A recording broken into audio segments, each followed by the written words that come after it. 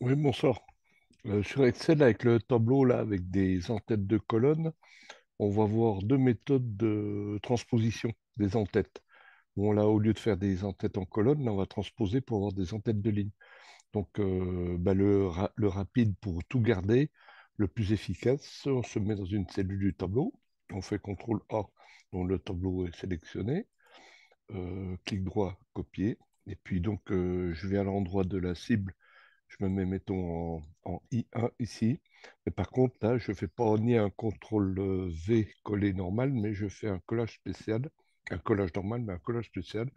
Bon, là, option première, option deuxième valeur, option formule, il n'y en a pas. Et là, transposer, ici. Voilà, donc, je fais échappe, là, la transposition est faite. Donc, après, on peut voir aussi, bon, si on se déplace horizontalement, on peut voir on peut voir que ça, le tableau complet.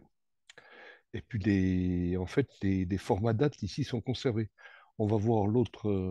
Bon, là, je peux défaire l'action. L'autre méthode avec la fonction transpose, la fonction transpose, tout simplement. Donc, je me mets en IA, par exemple, et là, je pose une formule. La formule avec la fonction transpose, elle est là.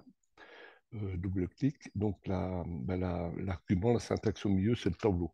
Donc, on sélectionne le tableau. On ne peut pas faire du contrôle A ici, hein. Voilà, ici, on ferme la parenthèse, égale.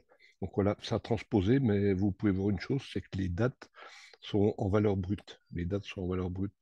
On peut les rattraper et puis on perd l'enrichissement des couleurs d'entête de ligne colonne, hein.